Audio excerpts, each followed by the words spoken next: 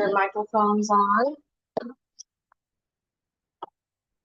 I think Steve is planning to be here, but his item is second on the agenda, so.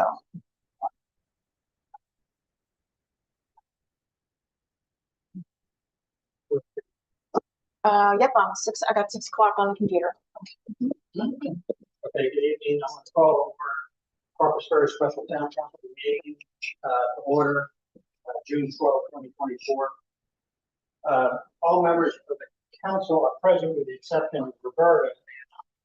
Record Zach is with us live. Motion to approve the agenda. I move to approve. Chris, second.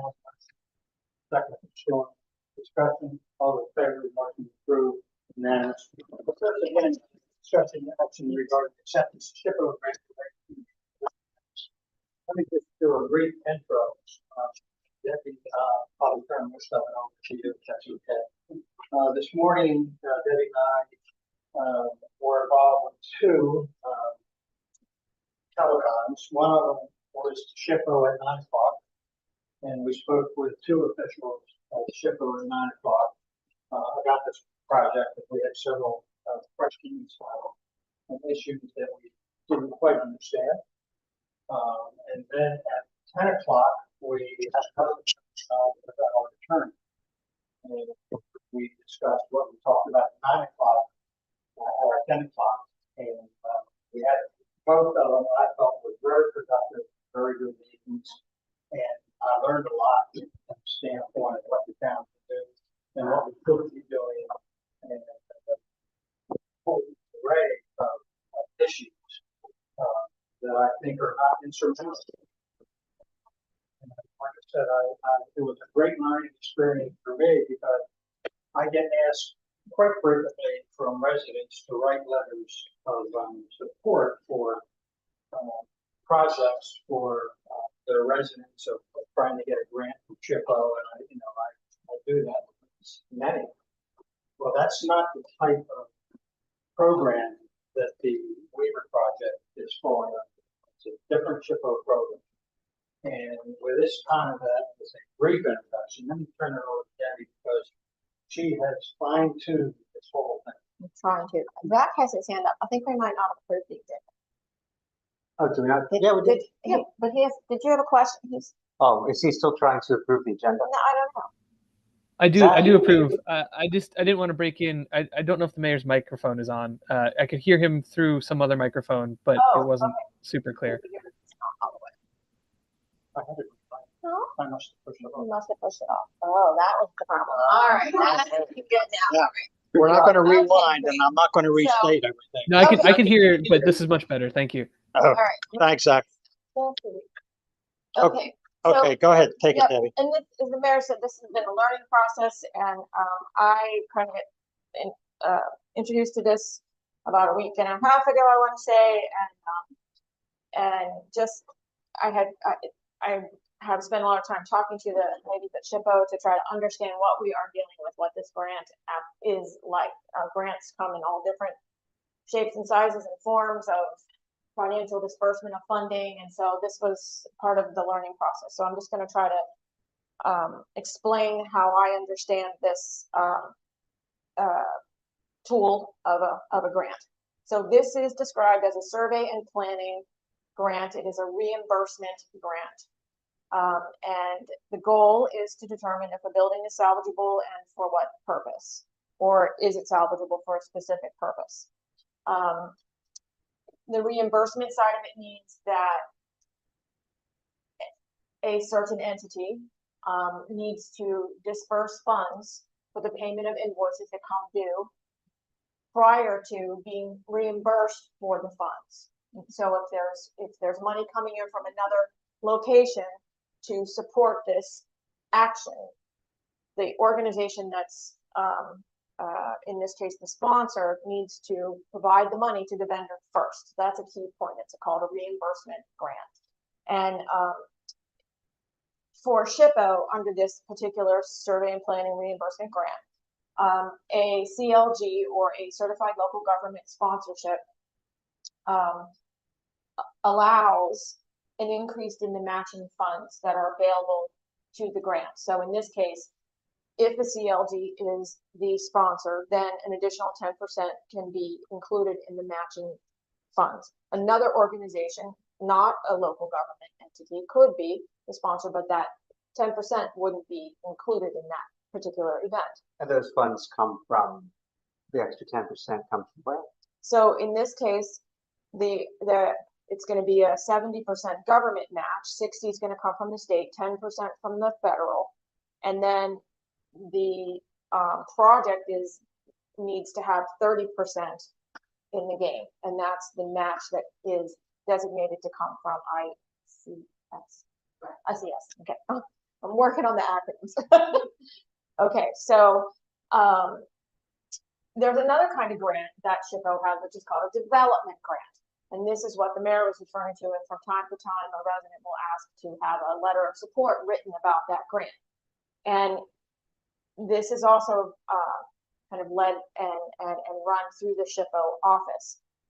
The difference between that grant and the survey and planning grant is that is a grant whose purpose is to preserve a physical structure. And in all cases, these grants must be sponsored by the property owner. The local governments do not get involved in sponsorship and do not get involved in the financing in any way, shape, or form, even as just a conduit for the money to work through these grants. And this particular grant that we're talking about is not a development grant. It is a survey and planning grant.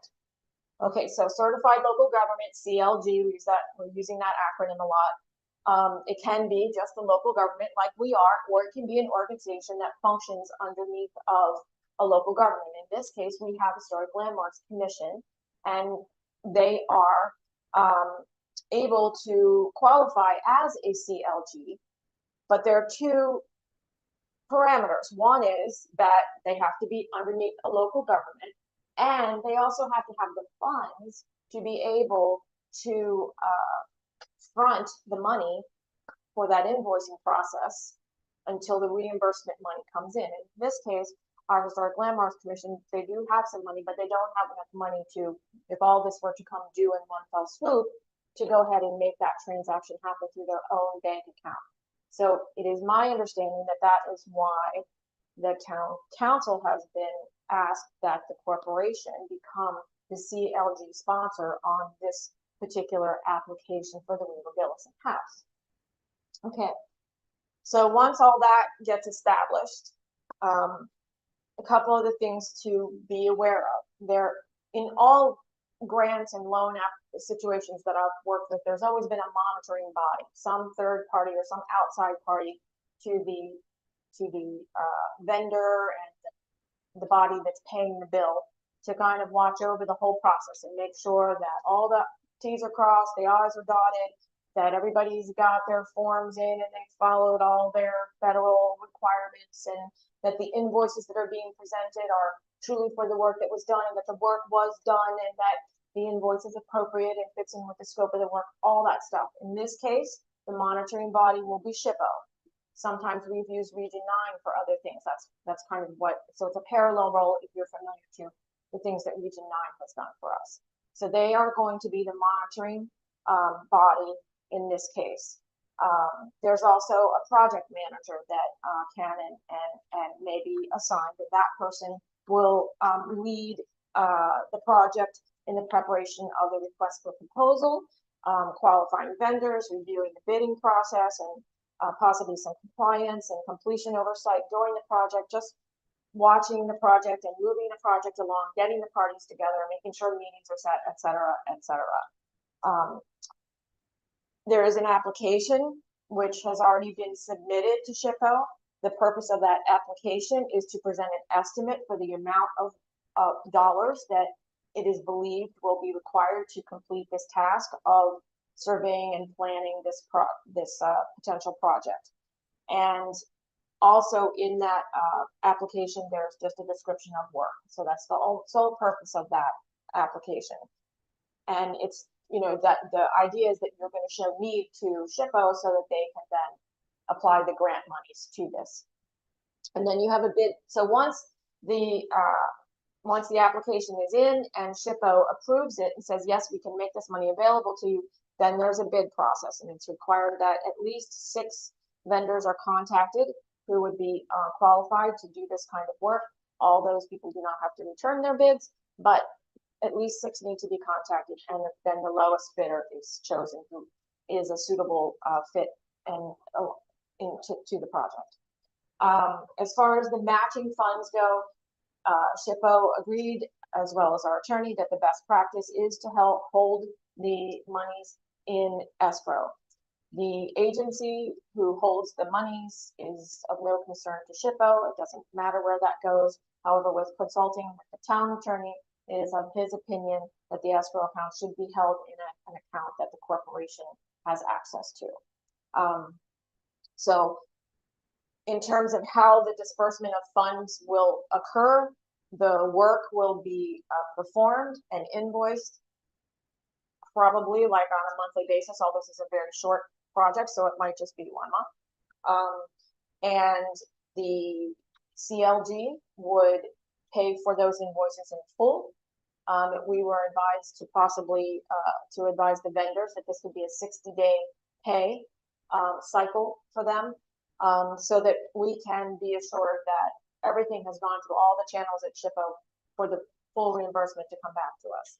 So once SHPO as the monitoring body says, yes, this invoice is correct and we're going to proceed with it, it then goes to their accounting department, it goes to the state auditor's office, and after that, a treasury check or ACH transaction occurs to get the money back into the bank account.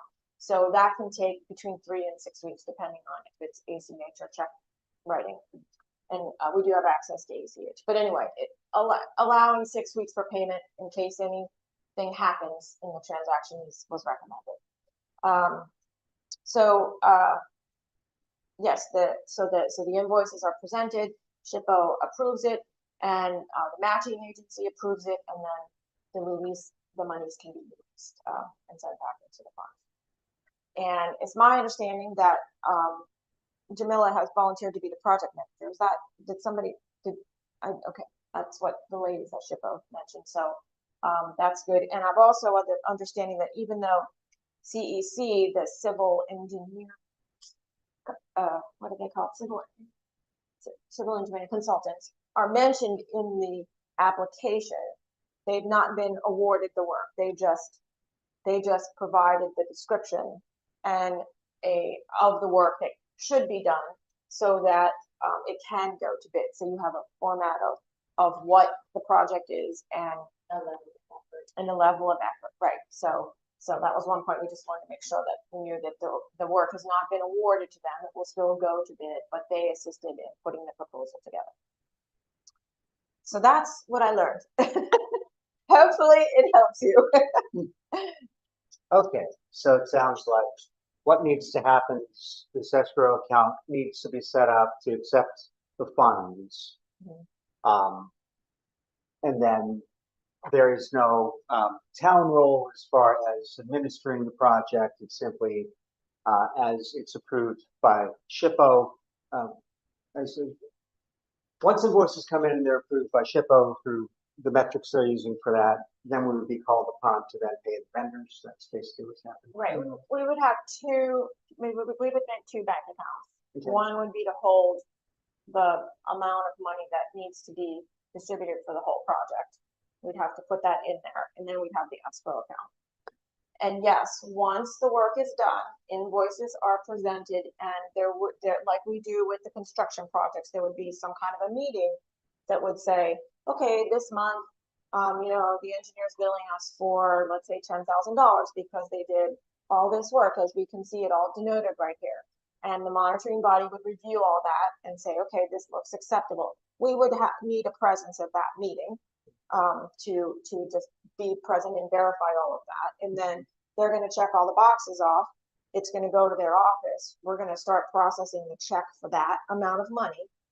And once we get the high sign from SHPO that it's gone all the way through the state auditor's office, we'll release the check, and then their money will come to us, and we'll take the escrow money and put that in to reimburse the first account. Got it. So the non-escrow is basically a float account to transact the business, and then once things get signed off by SHPO, it flows from the escrow back to the town.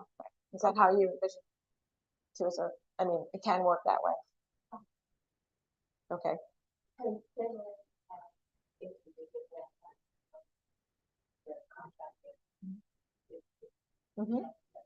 Yeah, well, 60 days should be plenty.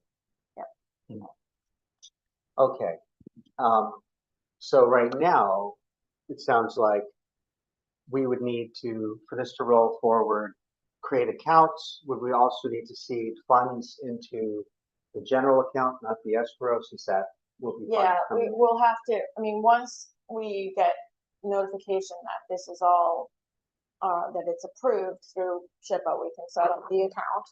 And yes, we would want to, in our fund balances, set up a, and I do need to confirm this process, but I believe in our budget, what we would do is put that into a restricted or assigned section of our fund balances and just hold it there and then take it back out once that process is all complete. Right, so that those funds are always controlled by the town and. Right. Right. So right now, there's one piece that's missing from this.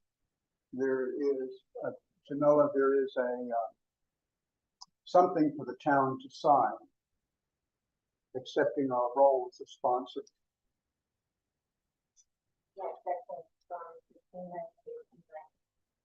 Right. I don't have, all I have is this copy of this, of the application.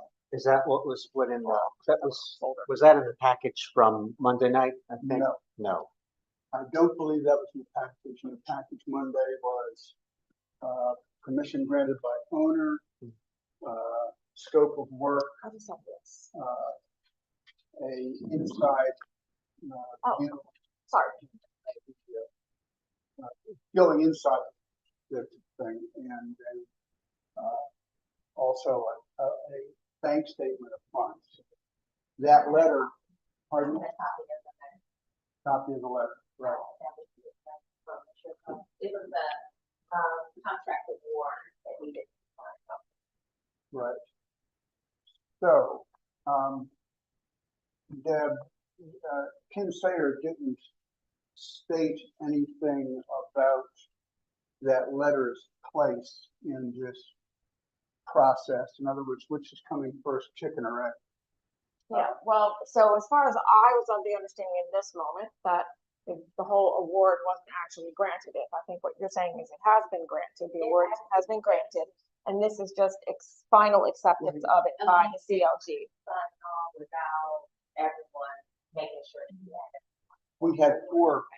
We had four things to clarify, and one was that the owner was approving this.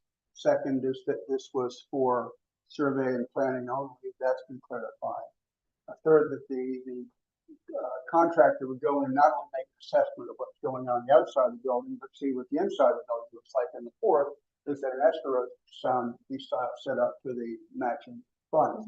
And that's the last one, was where we what brought about this meeting and the all information.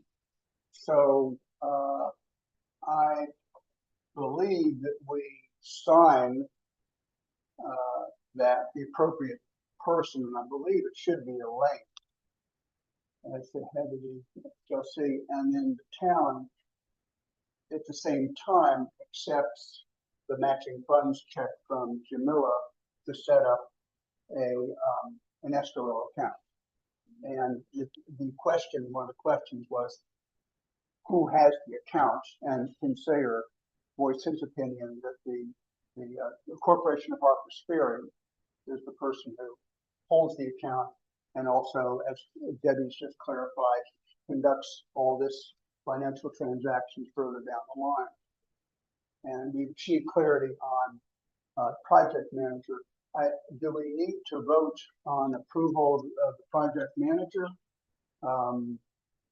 I think that's beyond I think it's beyond our role.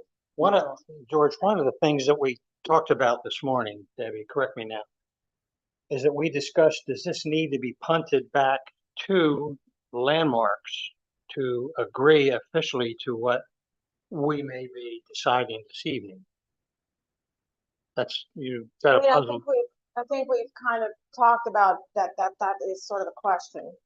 In other words, do we want to be the deciding body tonight and possibly usurp some of HLC's authority?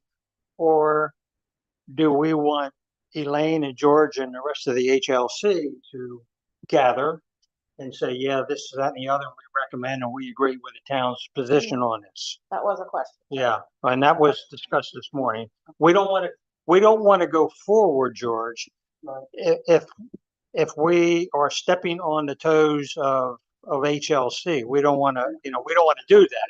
You're quite right. I don't think SHPO wants HLC to be stepped on. And I think if Elaine's signature is required for that, then it would have to be with approval of a vote of the landmarks. I think that's the natural flow. Wouldn't that seem logical? Yes, what we could do now is authorize the creation of the accounts under the town. That's what I think is. That way, once that happens. So that's gonna, for one thing, that would speed this process along. Sure. Yep. Because it's gonna take a few days at least to do whatever. Nina. Also, just to make things a little bit easier, I think I have a motion, but just to kind of put it to the group first. It might be beneficial for us to have a member of Landmarks sort of assigned to work alongside the project manager to then report back to council with any progress on the project, but also then facilitate with Deb so that Deb isn't having to kind of hunt and peck for things, but as things are progressing, that member would be responsible to tell Deb, this is the next step. But then also, because the project manager on the project has a lot of responsibilities with making sure everything kind of progresses, but might not fall under sort of town jurisdiction. So I do have a motion for that as well. But I like that idea. Go ahead. oh, okay. Move to request that Historic Landmarks appoint a member to work alongside the project manager for the Weaver Gillison project to report to council the progress of the project, facilitate project's financial request to town financial officer, and be appointed by the July meeting, and to report back at monthly meetings until the severance of the town's responsibility towards the project. Excellent language. Second that. Okay, before I ask for a second, we're not addressing the escrow issue. This is just assigning a member of Landmarks to be our liaison. Okay, so let me go one step further. We are not going to address the escrow issue this evening. I think We're we going should. to create the accounts, but not assign anything else. Yeah, we're going to create the account, but that motion doesn't No. do that. So, We're going to have well, to come up with a, I have a motion for the other part, but there's a motion on the floor now. okay, right, that's This fine. is Just just- want to get straight. Yeah. Okay, is there a second on the motion? We have a second from George. Discussion on the motion. All those in favor of the motion, raise your. Unanimous. Zach? Yes. Yep. Okay, thank you. Okay. Okay, now, I would like to move to authorize the finance officer to open an escrow account to accept matching funds for the Weaver Gillison project and to open a second account dedicated to the project. second on the motion. I would like, before we get into something complicated, could you put in there and to accept the funds? Yes.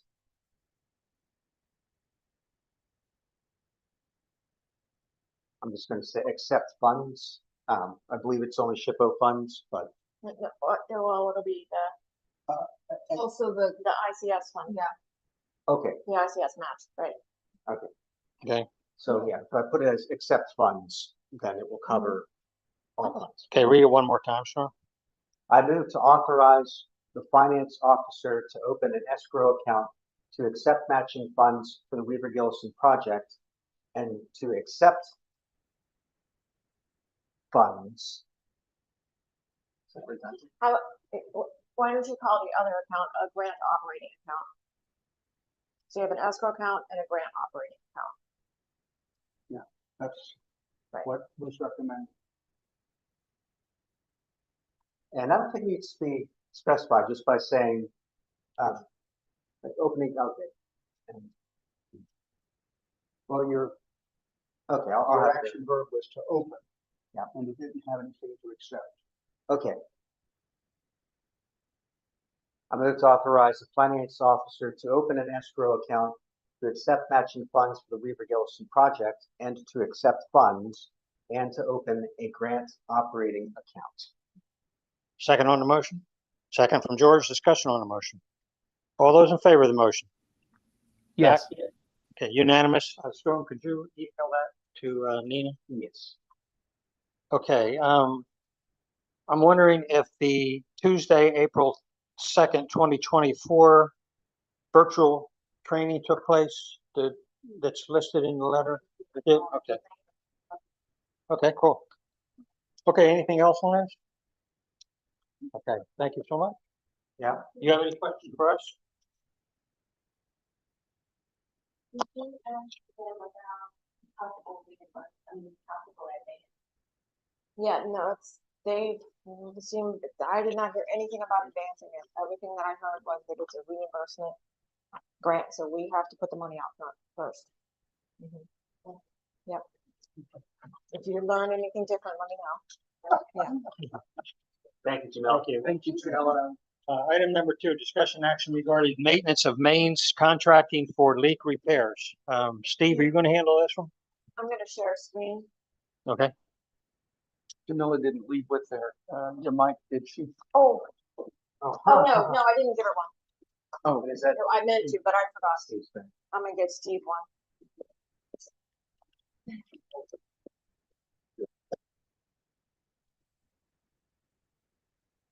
Thanks, Deb, for straightening all this, and thanks, Mayor, for straightening all that. Pleasure. Yeah, it was a very productive meeting, both of them this morning, George. So that general topic is a reimbursement grant, so we might see that. I mean, that's a SHPO reimbursement grant. What, you said this was a different type? Different type, This was survey and planning. Yes. right? Survey. As opposed to actually hammering nails. Development. Correct, That's right. Okay. development. Which we cannot do. Okay. All right. Okay, so. You wanna launch the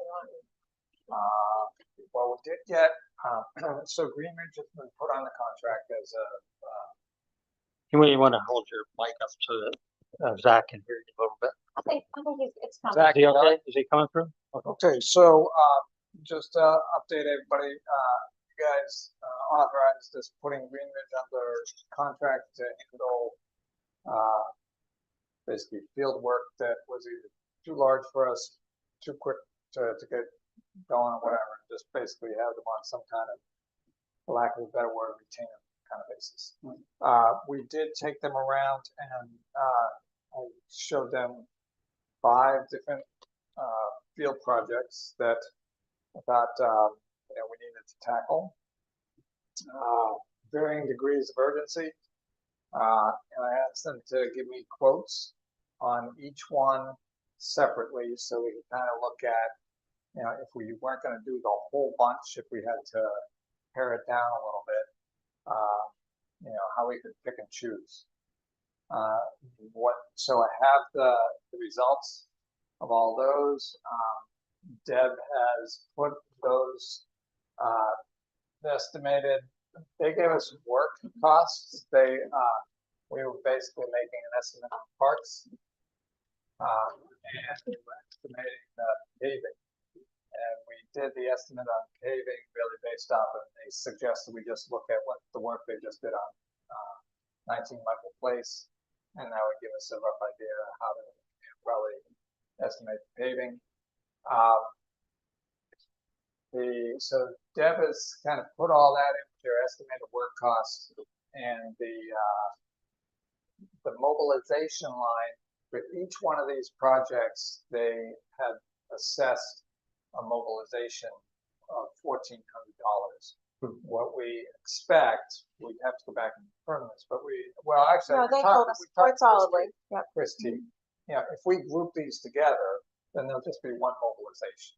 Okay, so Deb's basically kind of set that off to the side. And really, I think the thing now is to kind of look at this, figure out, okay, how much money do we have to spend, and which of these do we want to move forward on. The other thing I would say about the costs is that I would imagine, they haven't confirmed this with me, but I would imagine that some of these, there'd be duplication of effort. So I would expect that the estimate would be reduced somewhat. For example, we got 2 West Ridge projects there that are almost within shouting distance. And when you look at, the line item detail, they've got, so many hours for a dump truck, so many hours for, a superintendent, for an operator, and I would think that, with a lot of those, there would be a redundancy of effort there. And so we'd be able to collapse some of those. And reduce the overall Reduce the cost even more than, Right, just That like they don't works. need to deploy twice, they don't need 2 separate charges Exactly. for a dump truck. so we think that as we put these together, our total will be less than what you will see on the screen. But that said, I think that if we came up with a figure that we felt budget-wise we could, we could work with, then my approach would be to go back to Greenridge and say, okay, this is what I've got to spend. These are the projects in this kind of sequence of order that I'd be in. Not so much sequence, but these are priority-wise the projects that, I'd like to see.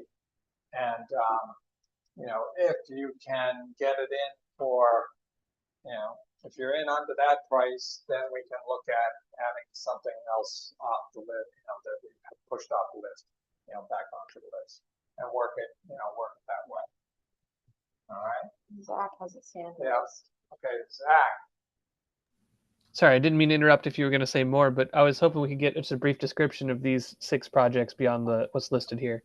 Yeah, so this is an overall approach?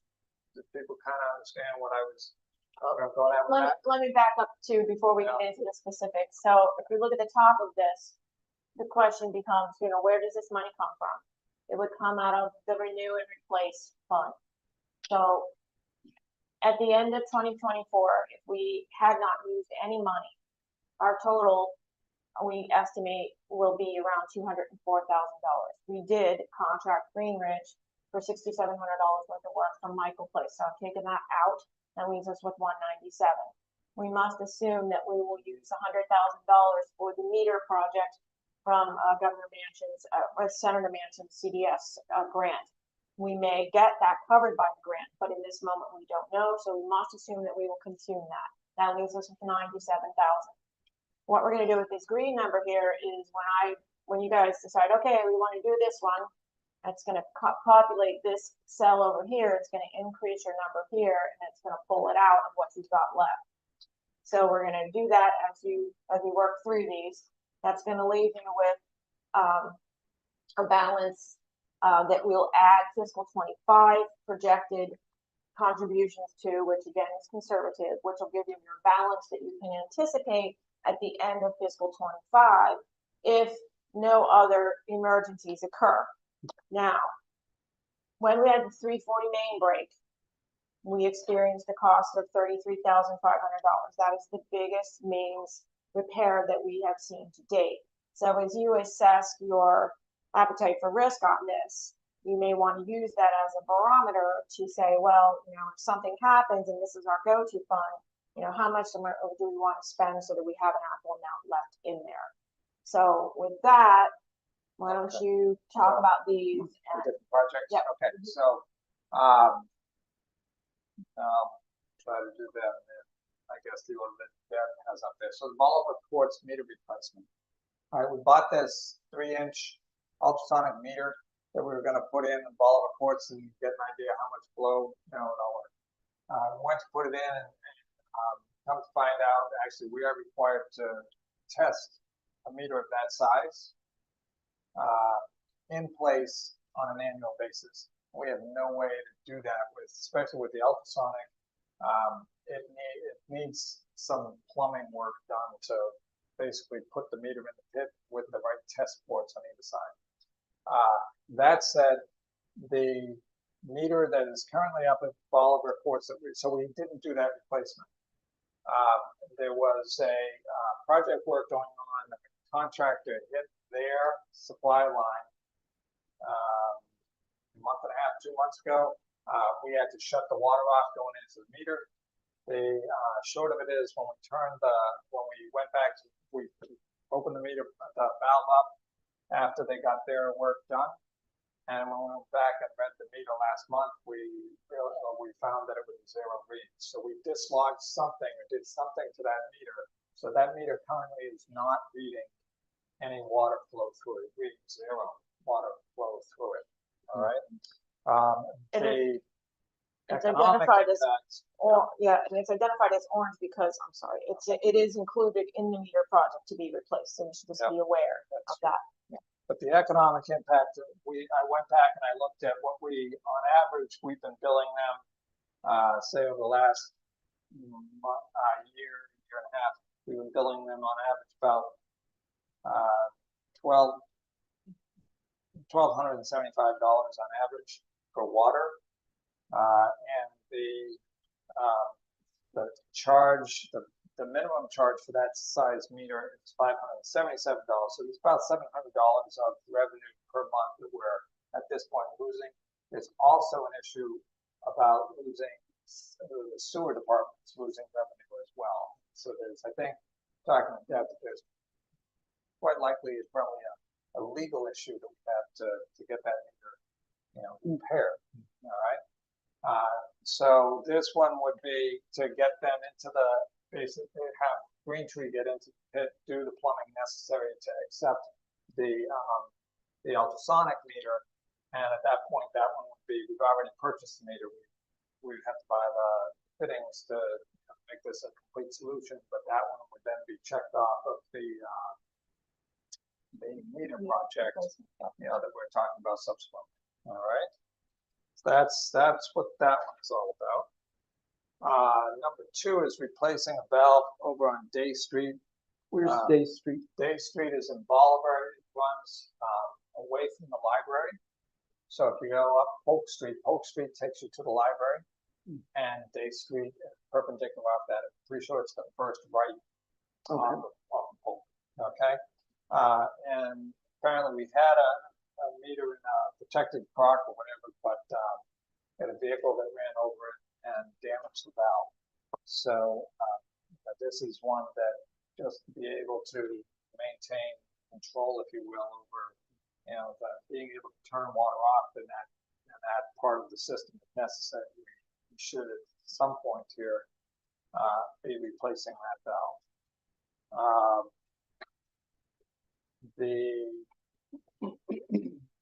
That's Day Street. Okay. West Ridge Town Hall. We have the guys they suspect that we have some kind of a leak out back here, really behind the fire station area, and we've got that kind of wooded, sort of quasi-wooded area. It's got basically a stream that trickles through there. They haven't been able to really locate or deal with that one. So we do suspect, and we would do further testing just to confirm, once again, that it is fluorinated water. But we suspect we've got some kind of a leak up there on West Ridge Street that we just haven't been able to, tackle and resolve. So that's that one. All right, Cavalier Estates. This one, first off, we're planning to replace everything over at Cavalier Estates once the WDA grant, is launched.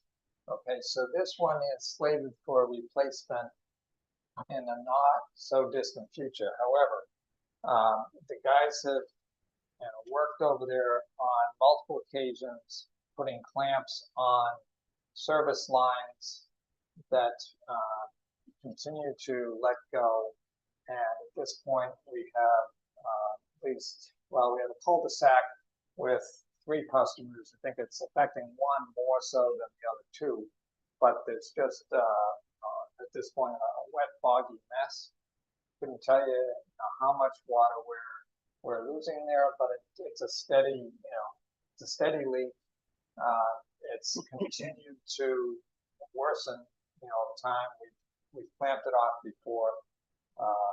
I don't think that the asphalt charges will be all that much because I think a lot of it is off the cul-de-sac itself.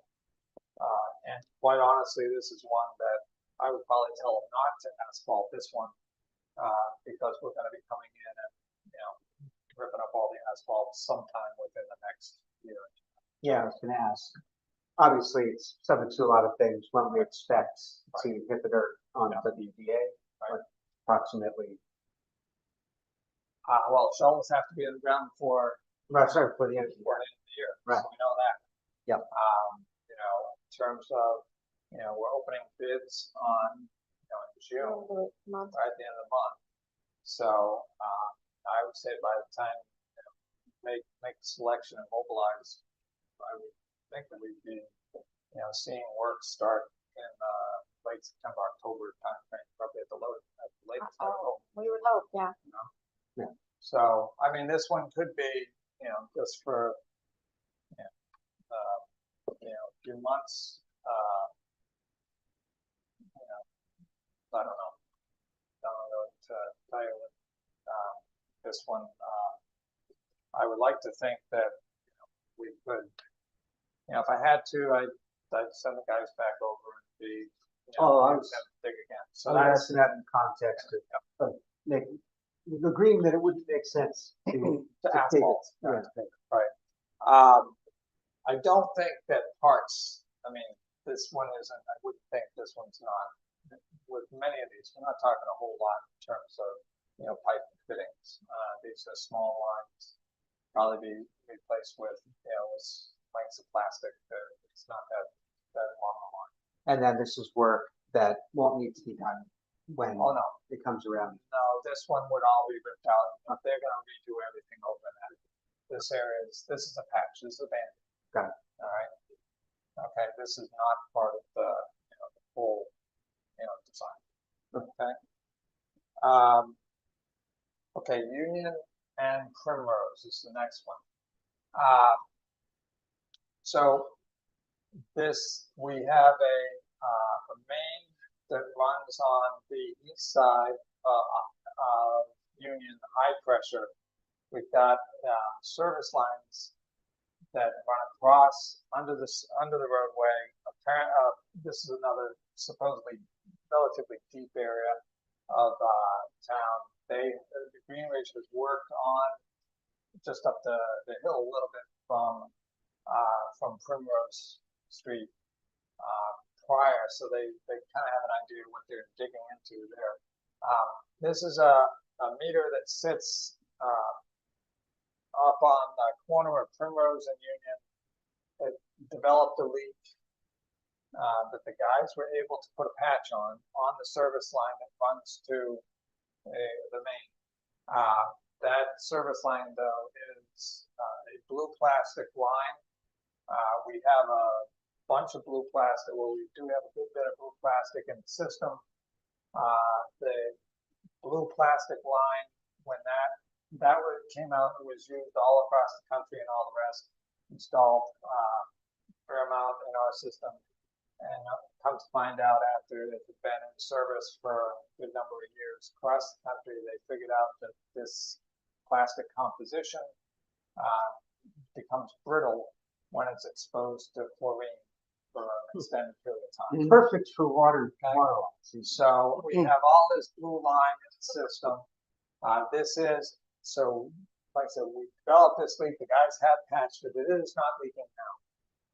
This one would be being proactive to get that particular service line replaced across Union Street so that it would not, open up on us at an inopportune time and create a crisis. It's not a problem right now, but I couldn't tell you, when it might not, become a problem. And is this one the patch or would it be? This one would replace, so I'd have them pull a new service line off of the main and just get the blue plastic in this particular location. Oh, So Would this have to be torn out later? no. Okay. No. Okay. The reason really you look at Green Ridge to do this is Union Street needs to be flagged. I need a flagman to do that. It's a high pressure area of town, because the water pressure at that point is probably somewhere up around 120 or 130 psi. And it's, it's relatively, supposedly it's fairly deep. We don't have the equipment to, ourselves to kind of dig down in there. This one is beyond the scope. Should this, or, should this truly let go at some point in time, then this one would require, bringing them in at that point in time, okay? So that's that one. And, The last one is the Westridge Service. okay, the User. last one, okay, is Westridge Service Line. So there is we are at the customer's request up on Westridge on the other side, on the west side of Adam Craven. Okay, the Adam, this is for the Adam Craven house. Okay, the fellow who flipped that property subdivided everything, and so his service line to that house does come from Adam Craven Street itself, back around around Hap's driveway. Okay, his meter is right there off of Adam Craven, but then his service line runs across now the two lots that he's subdivided, that he's carved off and sold. And so his really option was, his best option really was to request that we put a service line into his house from Bridge Street in front of the house, okay, and abandon the line going across, the other two lots. So our plan is to, the lot on the corner that has the meter presently, that one we'll just use that service line, that meter, to service that lot. The house, we would put the service line across Westridge. It's going to have to, have a cut across Westridge, and we would oversize that line so that we could tee off of it after it gets across Westridge and ultimately eventually service the other lot. Okay, the owner of the house has to pay to have us move the line. This is not one that we have to, So it's coming out. They're aware of that. They're aware that the fly in that ointment is that I gave the owner, and then he subsequently sold it, but it's all in their documentation about what they expect to pay and how they're going to split the cost. But I estimated our labor to do that ourselves at about half of what the Greenridge price would be there. Now, that said, this is the one on Westridge, so I kind of figure that, if they're doing other work up in that neighborhood, not necessarily expect to be paying that full $7,000. The estimate that I had given the owner, now the seller, was $3,490. I think that we could come in a little bit over that, but if we come in at twice that, I would imagine I'm going to get a bit of flack. So in theory, this nets out to zero if the customer pays, and then if Greenridge comes in high, you're like, that's all right, we'll do this ourselves. Well, yeah, if Greenridge told me, no, Steve, it's really going to be $7,000, then I probably have to look at this one and say, well, we're going to probably have to figure out how to do that cheaper ourselves. Okay, because I'd have or we'd have to say, well, we're going to eat the overage above maybe 4,000. Maybe I can go 4,000. All right. So Yeah. theoretically, you could get all this work done for around $40,000. So that's what Deb is showing there, assuming that, yeah. Okay. Now that two assumptions with what she has there. One is that we would be billing the full 8,500 cost back. Okay. That one I just told you there might be a little bit of a problem, about a $4,000 problem. That assumption. But the other assumption would be, well, yeah, but we could hopefully carve out enough duplication of effort, shall we say, or economies of scale, whatever we want to call it, for Greenridge to get their price down under the Yeah, it may come in at 40,000. So, my next, so is the Cavalier Estates, that's the service lines that would be, I might be mistaken, but that was the one that would be torn up again to the temporary. That's a temporary thing. Yeah. And why is so urgent about the Band-Aid? Are we continuing to have leaks in that? Is trying to just kind of stem the problem until we can fully fix it, or? Some of this is, gonna say is customer, customer concern. They've got a boggy, front yard and driveway. Okay. And they're making a little bit of noise. And full disclosure, it's one of the members of the water commission. But they're a customer and they've been putting up with this, dust in the yard in the past and all that. How long's the problem been going? Oh, off and on, it keeps resurfacing, it keeps coming back, so it's been a lot. At least 5 years. Oh, I don't know about that one, but it's been 2 or 3 years. Then, yeah. And when are we tearing it up? When we get the WDA contract moving. So we anticipate this $7,000 is gonna be spent for a period of 6 to 10 months. Yeah, but we could always prioritize other work. There's the time frame where we can get that permanent fix and maybe before that, then that. Yeah, I'm thinking if the problem has been going on for X amount of time, and we're talking about only 7 months, that's fairly pricey for 7 months. But I think maybe allowing for us to have it in the budget, because there's an emergency because. So quite honestly, my thought of, having a look at this was we hadn't, the guys have been into it already. It's not, this is not deeply buried. This is on, it's on this little cul-de-sac that you don't need. He's got road crews and all the rest. You don't need a whole lot of people. They don't have any traffic control to speak of over there and all that. I think his price on this one is probably, conservatively high for him. I also felt like, it wouldn't have to be asphalted over. He doesn't have to cut any asphalt to get into it. So, but it's something that as he's getting in and looking at all this stuff, I would talk to him about what's it really going to cost to do this one, and then make a decision. George, it's a very good point. Why would you spend the full boat $7,000 for something? Actually, it's closer to $8,000. Okay.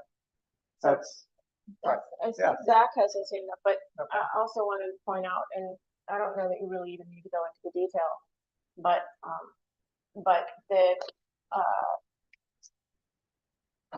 Steve, there's been some talk about some leaks that have been going on a lot in town that Sure. people are concerned about, that's contributing to the unaccounted water loss. Steve has done studies on some of those that are of higher concern and has pretty much proven out that they don't make the list. They're not making an impact as far as he can determine enough that warrants getting the repair done ahead of the WDA work.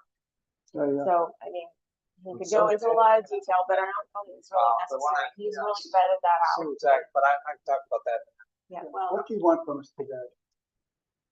Can I ask one more question? and Zach has his hand up. The Bolivar courts, Yes. are we counting that cost twice? If it's gonna be in the meter? I don't know. Well, it would not be, they just wouldn't do the work in the meter project then. It would not be billed to us. That's not a patch. That's a permanent fix for that. So what would happen is it would still probably be quoted unless we can catch it in time before it goes to bid. And then they just wouldn't have to do the work. So it would just not be billed to us then. And that one's net positive because we will almost certainly be seeing more revenue from that line than the current broken meter. So Zach, Go ahead. Yeah, so I have a question sort of to the slightly previous point for item number 3, which is West Ridge Town Hall repair. I thought for a while we had known there was a fairly substantial leak at the far west end of West Ridge. Would that repair have any effect on that, or was that one that just doesn't make the cut for this round of repairs? That's a great transition there, Zach. Let me talk a little bit about that. So, Before you do, let me ask what you want from us today. I'm way over my budget. Me too. And so, I'm so sorry.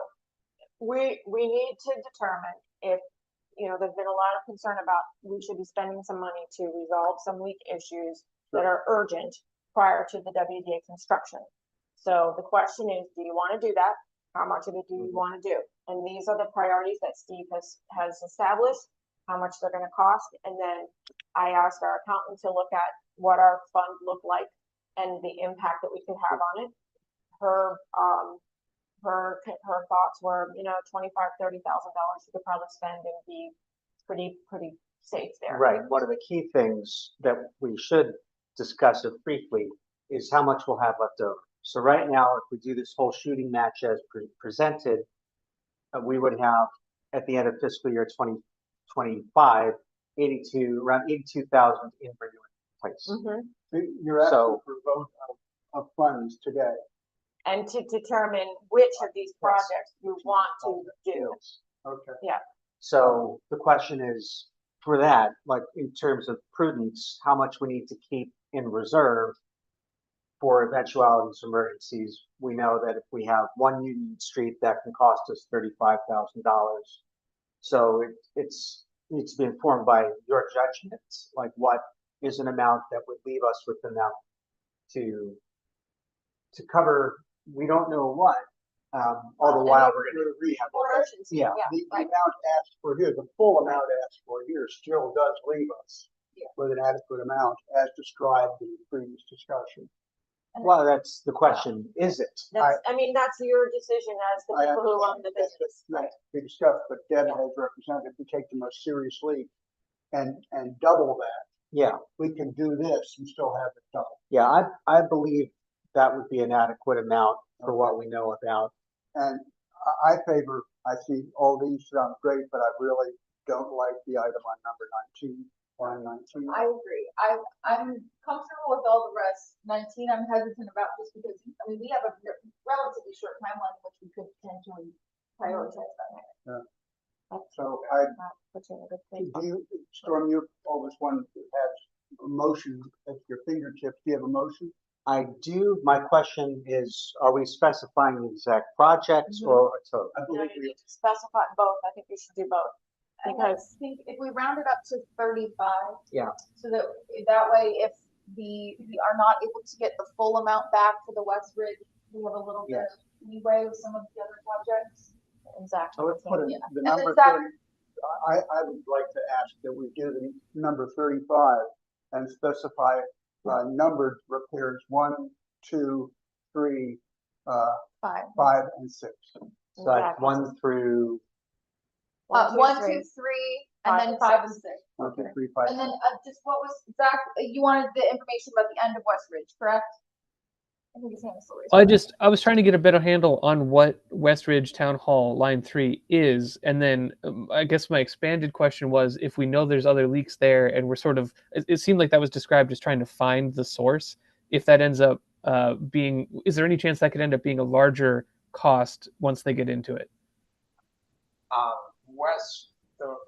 First off, the West Ridge Town Hall, that's probably the most unknown and exploratory of anything on Right. the list there, okay? I can't really tell you what we're, gonna be looking at to get into. I believe that's I wanna say that's an 8-inch, I think that's an 8-inch line coming down that part of West Ridge, which for us is a, pretty good sized line. I think that if it were really though blown out, joint like we had across 340, we'd be seeing a lot more water, coming with it. So I think the cost, I suspect the cost is going to be more in terms of the exploration, digging, trying to figure out what's going on. Okay. All right. As a person that walks by every day, it's noticeable that there is something different about the grass in that area. And so- oh, go ahead, Just, Zach. just the last follow-up question was, is this related to then that far West Ridge? It could be a short answer. I don't need a bunch, but I think we've heard about a leak at the far end of West Ridge for a while too. Short answer is I don't think so, just because of topography. I think the water would really be pretty amazing if that water were running all the way up over the hill, It over would the be grass and then down the other side. It's part of this. they, I did have the guy shut the valve off at the corner of Gilbert and that part of West Ridge. He shut it off for 5 hours from 11:30 or something like that to 5:30 in the morning. If I got my notes, that might have been 6 hours. But anyhow, I had at least a 5-hour block of time, quiet system, like when you wouldn't expect anybody to be using any water. And I went back and looked at how much we lost out of the tanks in those 5 hours. And I compared that to, that was a early morning Wednesday, I think last week. I went back through the end of March, okay, and looked at every Wednesday for that period of time. And this is not, I'm not saying we're not losing water there, but by shutting that valve off, that leak was, I'm gonna estimate that we were losing maybe $500 a month of variable cost to produce the water that was lost out there. And that is going to be part of the WDA project. That is part of the WDA Gotcha. project, okay? Thank what you. is- Yes, just one question. It's Green Ridge Green Ridge, Technologies? no, or- Green Ridge Contracting, TERS, contractors. Contractors Inc. Thank you. Just before you kind of vote on all this, is there, on the Cavalier, is there if he came back and said, actually, after I get all this asbestos work, Steve, I could do that for another $1,500. Let's talk about Then I come back to talk to you. Well, we're That's going fine. up to 3,500, so then, like, then we could just kind of, if there was budget left, we could. Well, we're specifying the Okay. project. Specify product, so I would come back and I would talk to you at that point. That's fine. I move to authorize the Public Works Administrator to contract with Green Ridge Contractors, Inc. to conduct the repairs ordered numbers 1, 2, 3, 5, and 6 as presented for a total amount not to exceed $35,000. I second that. All those in favor, or sorry, any discussion? All those in favor? Yes. All right, all those opposed? Unanimous, with the mayor absent. Can I, The motion passes. can I just ask Storm, when you actually capture this in minutes, would you please, rather than just referring to it by number, I will give you the description here just so that the 0, 1, 2, 3, 5, and 6, not necessarily if you- mine. 1, 2, 3, 5. I'm doing, Sorry, very No good. problem. Yeah, All the right. motion is the motion, but yeah, it can be. Motion to adjourn. Second. All right, Thank you all. thank you, everyone.